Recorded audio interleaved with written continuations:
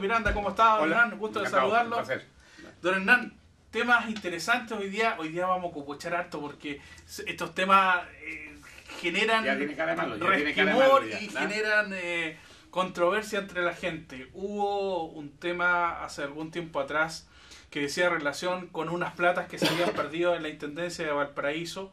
Tengo entendido que esto ya llegó a un final donde hay culpables, hay personas que están, digamos, están acusados legalmente. Don Hernán, coméntenos un poquito de eso. A ver, yo creo que claramente uno de los escándalos políticos más gravitantes del último tiempo, si pudiéramos decir gravitantes, yo diría más espectacular, fue toda esta situación que se produjo en la Intendencia Regional, en el gobierno regional, en que aparentemente una conjunción de varios funcionarios de esta repartición habían logrado escamotear más de 1.000, se habla de 1.500 millones de pesos, sobre el ardid de establecer constructoras falsas, obras falsas en definitiva. Claro. Se pagaban una cantidad de obras que nunca se hicieron.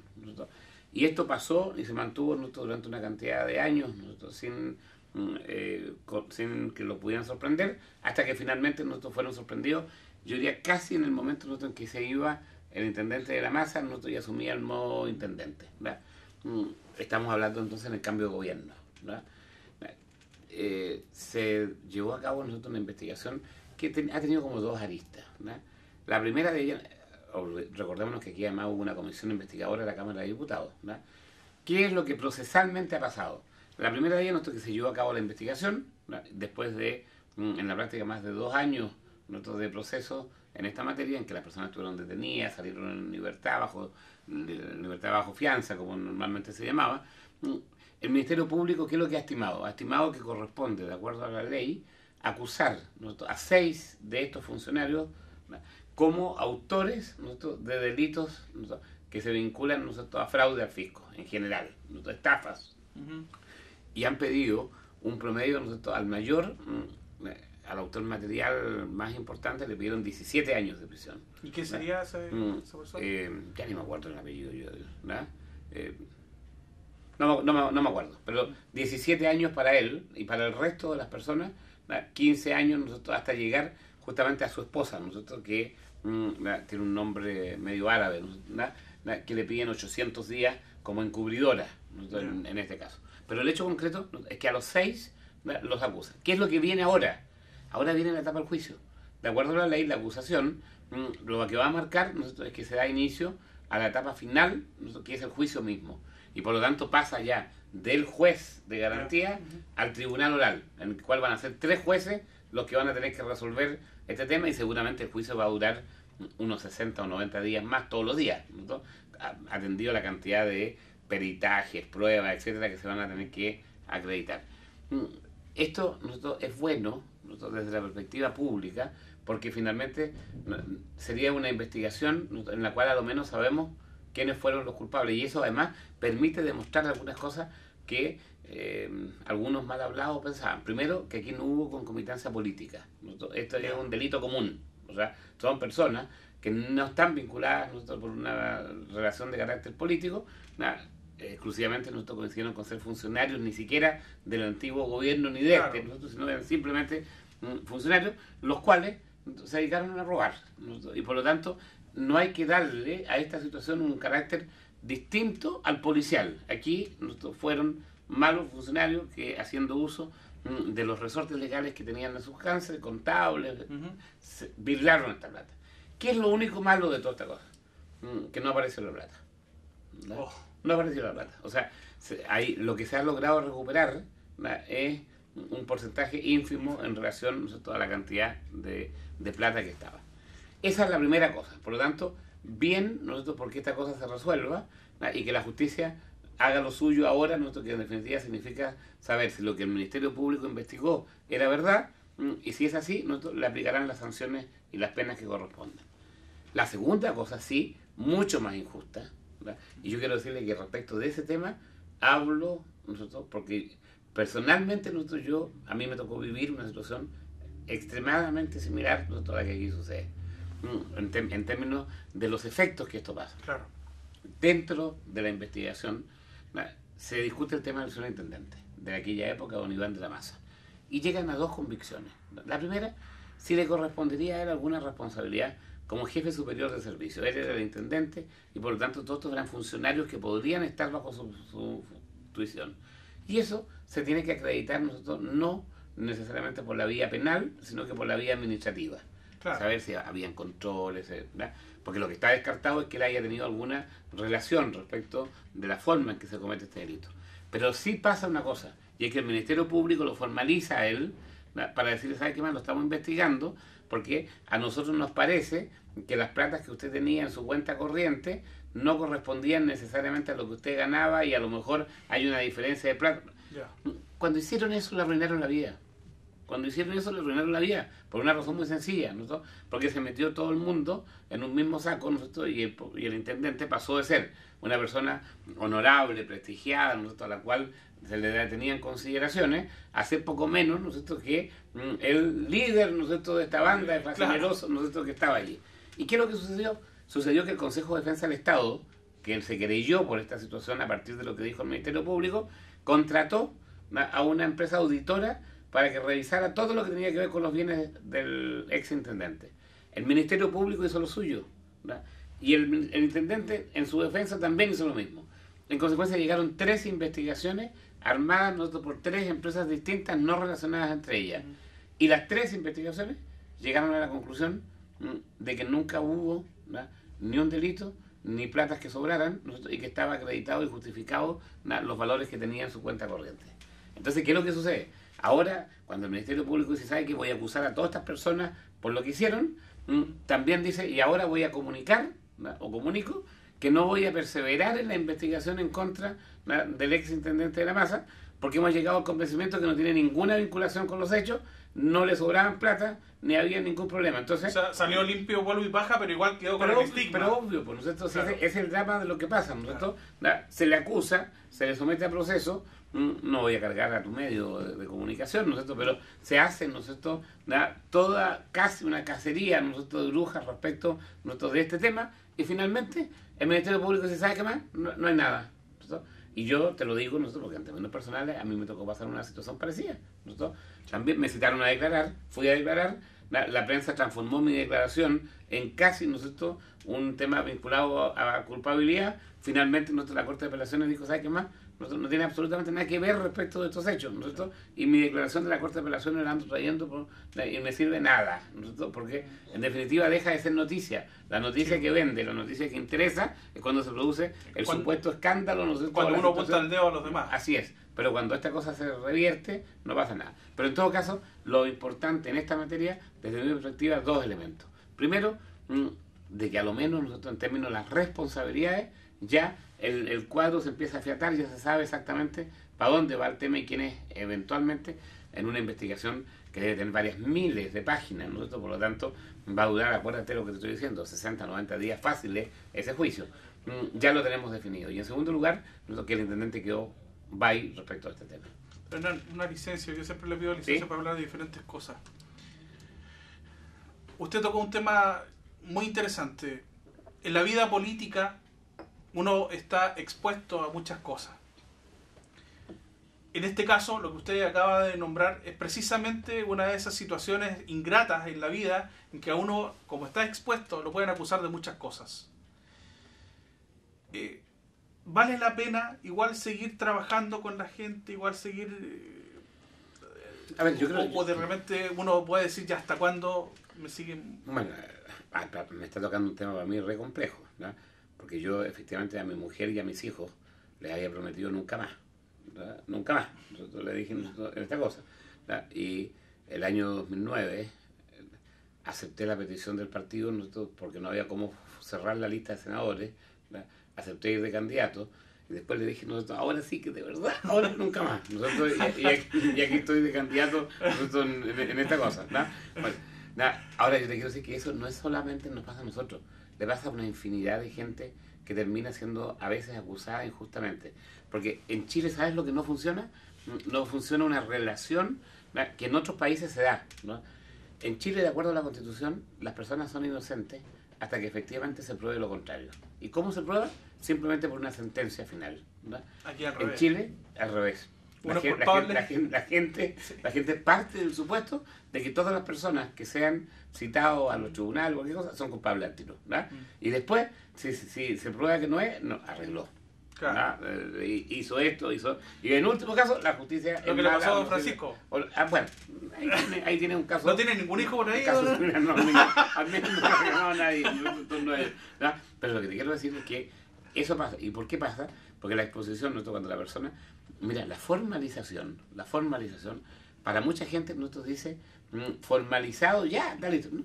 La formalización es un anuncio, ¿no?, en que el Ministerio Público, a través del tribunal, le comunica a una persona que está haciendo una investigación, ¿no?, y se lo pone en conocimiento. ¿Sabes para qué? Para que esa persona pueda, ¿no?, hacer los temas vinculados a su defensa y no lo anden investigando, no sé, todo por otro lado. Y además deja sometida a la justicia el control, ¿no?, de la investigación. Pero basta, ¿no?, que se diga, porque ¿qué es lo que hicieron aquí con el intendente? Pasó eso, ¿no? Al intendente lo formalizaron y ¿quién sabe qué? Estamos investigando para saber si efectivamente es posible que haya un desajuste en sus cuentas, ¿verdad? Eso inmediatamente se entendió, ¿verdad?, como que había robado plata, ¿verdad? Después, ¿verdad?, cuando termina la investigación, dice, llegamos a la conclusión de que no había ningún desajuste, por lo tanto no vamos a seguir en esta cosa. Pero ya, en definitiva, ¿qué pasó entre medio de todas estas cosas? Le arruinaron la vida. Ya lo cruzaron, ya porque la gente va a convencerse, y ahora lo más seguro es que más de alguno esté pensando, nosotros decir, mira, sí, si la justicia chilena no sirve, nosotros es mala, nosotros al final los políticos siempre se las arregla, tienen pituto, pero eso que pasa hoy día a los políticos también le pasa de repente a un ciudadano. Y yo por eso que siempre digo, a propósito de esto, que los papás y las mamás, cuando son tan críticos respecto a esto, a veces después el tema se da dramáticamente vuelta. Cuando le toca a alguno de sus hijos vivir una situación de esta naturaleza, y no de esta naturaleza, un atropello, ¿no?, una situación procesal cualquiera, ¿no?, en que terminan, ¿no?, siendo inmediatamente, ¿no?, acusados como tales, y luchan después contra el estigma, ¿no?, de lo que esto significa. Entonces, yo diría que hay que tomarlo con mucho cuidado. Lo bueno es que no haya impunidad. Lo bueno es que efectivamente se ha logrado saber quiénes lo hicieron. Lo malo es que no se van a poder recuperar las plata, aparentemente. Así lo vemos, don Hernán. Hay una denuncia de los concejales, don Hernán, que tiene que ver con la ley CEP. ¿Nos podría comentar un poquito para que la gente... A ver, es una denuncia antigua. Es una denuncia de hace algunos meses atrás, pero que tuvo una connotación distinta la semana recién pasada, ¿verdad? Y que dijo en relación con lo siguiente. La Contraloría hizo una revisión a la Corporación Municipal de Valparaíso y llegó a determinar, ¿no?, de que había una cantidad que hoy día anda cercana a los 3.000 millones de pesos, que se había recibido por parte de la corporación para destinarla a las unidades educativas, a los colegios, ¿verdad?, que tenían que presentar proyectos o que tenían que hacer insumos que se vinculaban, ¿no?, a los programas de mejoramiento, ¿verdad?, de la educación. Y al menos nosotros, de las platas que venían en el año 2010, parte de estas platas se habían gastado en cosas absolutamente ajenas a la educación, como era, por ejemplo, pagar facturas de las empresas de aseo que le hacían el aseo a la municipalidad, no a la corporación, haber pagado el arriendo del Teatro Condel, haber pagado los gastos electorales de la elección presidencial de Piñera, primera y segunda vuelta. Entonces, ¿qué es lo que sucede? Sucede que estas platas, ¿no?, técnicamente están afectas, es decir, no pueden ocuparse más cosas que en el objeto para el cual se envían, ¿no? Y aquí lo que se ha logrado determinar es que habían 3.000 millones que en definitiva no se los llevaron para la casa, para que seamos claros, ¿no?, sino que estos 3.000 millones se ocuparon en otras cosas cuando era imposible o no legalmente hacerlo. Entonces, ¿qué es lo que sucedió? Que los concejales primero hicieron una denuncia ante el Ministerio Público. El Ministerio Público se puso a investigar efectivamente en qué se habían gastado estas plata, etcétera, etcétera. Pero la Contraloría, cuando hizo la investigación, notificó al Consejo de Defensa del Estado de que aquí podía haber un delito. Yeah. Y el Consejo de Defensa del Estado se querelló en contra de quienes fueran responsables respecto de esta situación. Entonces tenemos en un proceso en que los concejales presentan la denuncia, un grupo de concejales, 4 o 5, presentan la denuncia, en esa misma causa, el Consejo de Defensa se querella, ¿verdad? Y finalmente los concejales, atendido la querella del Consejo de Defensa del Estado, deducen querella también ellos. Entonces hoy día tenemos que es la misma causa, es la misma situación, no estamos hablando de una situación distinta, pero que efectivamente está ahora con un proceso un poco más complejo, porque la denuncia es simplemente pedir que investiguen, la querella ya se están buscando responsabilidades. ¿Quién tiene la responsabilidad? El que dio la orden de ocupar las plazas en otra cosa, ¿verdad? Y eso que está ahí no está claro. Nosotros tuvimos oportunidad, y yo tuve oportunidad de leer el informe de la Contraloría. En el informe de la Contraloría hay versiones contradictorias entre los funcionarios. Uno dice que fue la autoridad superior, ¿verdad? Otro dice que fue el gerente de la corporación, otro funcionario que era el que autorizaba los pagos dice a mí me lo ordenó el alcalde, ¿verdad? En síntesis, ¿no es cierto? Allí es donde va a tener que hacerlo. Permítame hacer algo que yo no creo que sería injusto de mi parte no hacerlo, ¿verdad? Y es decir, que hoy día el 90% de las corporaciones o de los municipios que han recibido platas de esta naturaleza han hecho, ¿no es cierto?, uso de las platas con un criterio de discrecionalidad que va un poco más allá de la afectación inmediata. Es decir, hay elementos que podrían hacerlo. Y por eso que la Contraloría determinó en su momento que iban a mirar esta cosa con quizás un poquitín de manga ancha. Si las platas fueron gastadas en educación, ya no vamos a decir nada. Pero si las platas se gastaron en otra cosa distinta a la educación, vamos a generar las querellas o lo que pasa. ¿Qué es lo que debo desprender yo? Que en el caso particular de acá, la tesis de la Contraloría o de los órganos que corresponden es que hay platas que se gastaron en otros fines que no tienen nada que ver con la educación. Lo digo, ¿no es cierto?, para que no se piense, ¿no es cierto?, que en esta cosa lo sucedido en Valparaíso es único en esta parte. No, no es verdad. En muchos municipios han pasado. La diferencia podría estar dada en dos cosas. Primero, la cantidad, porque 3.000 y tantos millones de pesos es mucha plata. Sí. Y en segundo lugar, ¿no?, en que aparentemente para que haya habido querella, es que se tiene que haber determinado que una parte de esa plata se pudo haber gastado en cosas que no tenían nada que ver con educación. Don Hernán, bueno, sabemos que las corporaciones tienen problemas económicos y las municipalidades tienen problemas económicos. Y sabemos también todos que muchas veces se desviste un santo para vestir otro. ¿Cuál es la solución real a este problema? Desmunicipalizar la educación, devolverle la educación al Estado, entregarle los colegios y que con la venta a los colegios, porque hay que entregárselos bajo venta, se paguen, ¿no es cierto?, lo que cuestan los establecimientos más todos los arreglos que le hemos hecho durante 30 años que los hemos construido en nuestro poder. Las platas que se recuperen tienen que destinarse, ¿no es cierto?, a pagar todo lo que se debe, ¿no es cierto?, en materia previsional o de cualquier naturaleza, de forma tal de dejar saneada a la municipalidad en torno a este tema. Y de ahí para adelante, que la corporación, ¿no es cierto?, sea, ¿no es cierto?, un órgano que sea capaz de ser autosuficiente en términos de su financiación. Hoy día tenemos números rojos también en salud, de menor magnitud, y números azules en cementerios. Pero el gran problema es obviamente educación, ¿verdad? La segunda de las cosas, si esto no pasa legalmente o se atrasa mucho, yo soy partidario, fíjate, de terminar las corporaciones, ¿verdad?, porque yo creo que se duplica el costo. Nadie ha querido terminar la corporación y refundir, ¿no?, todo con los municipios, porque tú te traes al municipio un problema, sí, en que finalmente van a tener que ser los fondos municipales. O sea, tú te ganas un problema, pero ¿sabes qué?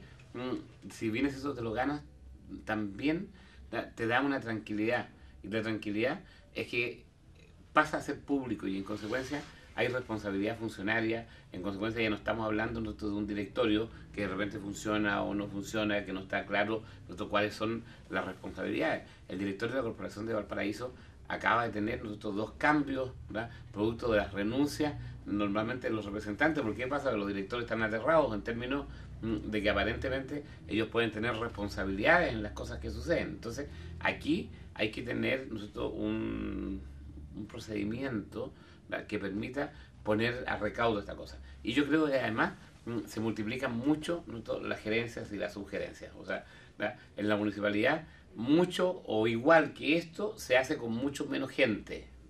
Y en consecuencia, yo creo que una buena forma para que efectivamente en la corporación las platas se vayan a donde tienen que ir, que no es necesariamente quedarse gastando platas en oficinas, sino que a los establecimientos educacionales o a los establecimientos de salud, es que logremos controlar un poco nosotros los gastos de administración.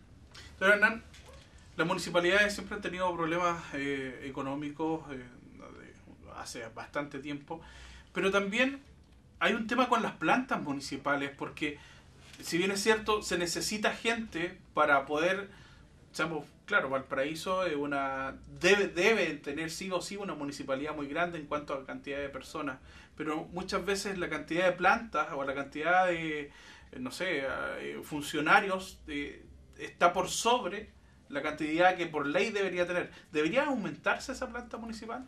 A ver, yo creo en la autonomía de los municipios para generar sus propias plantas, ¿no? A mí me parece bien establecer un límite máximo del gasto que uno puede gastar o determinar en personal, pero uno debería tener la posibilidad de tomar una decisión sobre cómo, en definitiva, la estructura la planta. Entonces, ¿qué es lo que sucede? Sucede que aquí uno tiene, cada ciertos años en que sale la ley, uno tiene que hacer una propuesta y la planta se va a la subdere y finalmente la subdere es la que la aprueba, la modifica, la rechaza, nosotros la cambia. Eso que está ahí, desde mi criterio, es un atentado contra el gobierno local, nosotros, porque la subdere, por muy inteligentes que sean, ellos no pueden saber si yo necesito más de uno o menos de otro, ¿no? El problema en la composición de la planta es que privilegiamos, ¿no? Porque, ¿qué es lo que sucede? Sucede que hoy día estamos en una sociedad abierta, ¿no?, de mercado con mucha competencia, donde el sector privado, ¿no?, privilegia, ¿no?, la inteligencia, la capacidad de resolución y tener equipos altamente calificados. Menos gente, pero más calificados. En el municipio, las plantas profesionales son muy exiguas, ¿no?, y hay en general una gran cantidad de personas que son mandos medios, si lo pudiéramos denominar, incluso muchos de ellos con títulos profesionales a los cuales no se les reconocen en el municipio, sí, y no se les pasa. Sí. ¿Por qué razón? Porque la municipalidad está estructurada sobre la base de un sistema de un embudo al revés, ¿no? Por ejemplo, los grados profesionales parten en el grado 12, ¿no?, y hay 2 grados profesionales 12. Entonces, si se copan los dos, no puede entrar nadie más mientras no se desaparezca alguien, en términos que gire, que se mueva toda esta situación. ¿Qué es lo que debiera tener la municipalidad? ¿No? La municipalidad debe tener la capacidad de ir haciendo las adecuaciones, ¿no?, depende de las circunstancias que le corresponde a vivir, ¿no? Claro. Fíjate que, por ejemplo, Valparaíso no tiene una línea de poder tener ingenieros, por ejemplo, en puertos o en bordes marinos, no obstante que la principal actividad productiva de Valparaíso es esa, ¿no es cierto? Y no tenemos contraparte. Cuando hay que discutir con el puerto, tenemos que contratar a alguna universidad respecto de ello. Tenemos un ingeniero de tránsito, ¿verdad? No tenemos ningún ingeniero civil, ¿verdad?, civil, como le llaman nosotros en esta materia. Tenemos ingenieros de ejecución en distintas cosas, pero no tenemos ingenieros en esta materia. Entonces, si tú defines los problemas que tú vas a tener, vas a poder hacerlo. En materia, por ejemplo, de áreas verdes, que hoy día está tan de moda, el tema del medio ambiente, etc., hay un ingeniero ambiental en la municipalidad. El resto son funcionarios que han ido estructurándose por años. Los técnicos son técnicos del año del cohete, además, ¿no es cierto?, porque tienen una larga carrera municipal. Yo no los desmerezco. Lo que yo digo, ¿no es cierto?, es que lo que me parece absolutamente infundado es que esto lo tenga que decidir Santiago sin consideración con el propio municipio. Entonces, hoy día nos limitan por la cantidad de plata que se puede gastar o bien por la cantidad de funcionarios que podemos tener. Entonces, esas dos formas, desde mi perspectiva, no da cuenta de lo que efectivamente el municipio requiere, ¿no? Si tú lo miras, por ejemplo, en el ámbito de la fiscalización, ¿por qué yo debo tener 20 inspectores y no 40? ¿O por qué podría tener 25? Porque claro, depende de lo que yo determine fiscalizar, es la cantidad de inspectores que necesito tener. Entonces, ¿qué es lo que está pasando hoy día? Hoy día en el municipio tenemos personas de los PGE atendiendo, o trabajando en tesorería. Claro, sí, en tesorería. El otro día yo tuve conocimiento, porque me pidieron profesionalmente ayuda, había un sumario respecto de una situación que se había producido en la tesorería, que significó perder 4 o 5 millones de pesos, porque se perdió una bolsa con dinero que iba para el banco. Pero sucede, ¿no?, que finalmente cuando se hace el sumario, se empieza a descubrir, ¿no?, de que había una de 6 personas que tenía responsabilidad funcionaria, porque todos los demás o estaban a honorario o eran de programas, eran corporaciones, etc. Entonces, al final de cuentas, fíjate que el único que tenía responsabilidad, aun cuando no tenía una injerencia directa en los hechos, es el que termina siendo sancionado, porque son estos casos en los cuales no puede no haber alguna sanción. Nosotros, si se perdieron 5 millones de pesos que se los llevaron en una bolsa, y no quedó el recibo, porque ese fue el problema. Se llevaron la bolsa y el recibo con el cual se tienen que dejarlo, no lo dejaron. Nadie vio cuando se llevaron la bolsa, nadie vio dónde estaba el recibo, y la plata nunca apareció en el banco. Y el que pagó el pato no tenía nada que ver en el tema, pero alguien había que aplicarlo, porque sería imposible de suponer de que nadie estuvo o vio cuando efectivamente pasaba esa cosa. Tremendo tema. Y si hablamos de... Bueno, y esto, si tú lo quieres extrapolar, trasládalo a la delegación de Placilla, ¿verdad? O sea, porque ahí te vas a dar cuenta nosotros de la complejidad que esto tiene. ¿Cuántas personas trabajan en la delegación de Placilla? 6 o 7 personas. Claro. Me parece que hay 2 de planta, a lo menos 2 de planta, pero que tienen grados administrativamente bajos. Claro. El delegado, tanto el antiguo delegado como el nuevo, son personas honorarios. Por lo tanto, no tienen responsabilidad administrativa, y son personas que no tienen cabida en la planta. Claro. Y conozco al menos un par de personas que son de los programas de generación de empleo, es decir, ni siquiera son de los contratos municipales externos, ¿no? Ellos son de los programas que están adscritos, ¿no?, a la delegación. Con eso, tú no tienes ninguna capacidad de gestión, más una asistente social que viene desde Valparaíso para acá. Tremendo tema, don Hernán. Antes que nos vamos, y sé que hablamos precisamente de los funcionarios que son PGE, Programa de Generación de Empleo. Hubo una controversia esta semana respecto a ese tema. Creo que nos gustaría que usted fuera la persona es tan fácil de resolverlo de la siguiente forma. Las personas del Programa de Generación de Empleo están contratadas con cargo al municipio por parte del gobierno central, en este caso en particular el Ministerio del Trabajo. La persona tiene que cumplir horario, tiene dependencia, tiene jefes, la controlan, tiene todas las condiciones respecto a un contrato de trabajo. Según el gobierno, lo que le pagan por su trabajo no es el sueldo, sino que un beneficio. Sí, en consecuencia, como ellas son beneficiarias en esta materia, es incompatible el carácter de beneficiaria con el otorgamiento, por ejemplo, de un bono, el bono que le dan a la mujer trabajadora. Sí. Uno de los requisitos del bono de la mujer trabajadora es no tener otro beneficio vigente. Y entonces le dicen, usted está en el programa de empleo, gana 130 lucas ahí, es beneficiaria, ¿verdad?, y en consecuencia no tiene derecho al bono de mujer trabajadora. Eso empezó a provocar la pugna, y hoy día la discusión es tan simple como la siguiente. ¿Qué pasa con estos funcionarios que llevan 4 o 5 años, que le hacen contrato cada 3 meses, que los echan, claro, y los vuelven a contratar? En términos normales, ellos debieran tener ya contratos indefinidos con la cantidad de veces que los contratos se han desarrollado, pero no lo quieren hacer. ¿Por qué razón? Porque como no les pagan sueldos, sino que les dan un beneficio, dicen que esa es la situación. Ahora, ellos están en pie de guerra, tanto es así como que el otro día no permitieron ni siquiera que se hiciera el esquinazo en la gobernación. Yo te quiero decir que cualquier persona de corazón bien puesto debiera colaborar con ellos a buscar una solución, porque efectivamente no es justo que a una persona la tengan trabajando, le obliguen a hacer todas las cosas que un trabajador contrata, y cuando llega el momento de entender qué es lo que le pagaron, le dicen lo suyo es un beneficio. Los beneficios no tienen contraprestaciones. Claro. Y aquí la persona cumple horario, tiene uniforme, o sea, no hay ninguna diferencia. Y más aún, los tienen trabajando en cosas municipales, muchas veces atendiendo las oficinas municipales. La gente, todo lo demás. Incluía tu delegación, ¿no? Sí, aparte, algunos ganan 130 y otros están por 70 lucas, que es media jornada. Pero les bajan a media jornada, cada cierto tiempo. El espíritu del gobierno claramente manifestado es ojalá cerrar lo más rápido posible los programas. Parece que esa es la idea. Sí, claro. Don Hernán, queremos invitarlo para una próxima oportunidad. Queremos agradecerle a toda la gente que está en nuestra sintonía.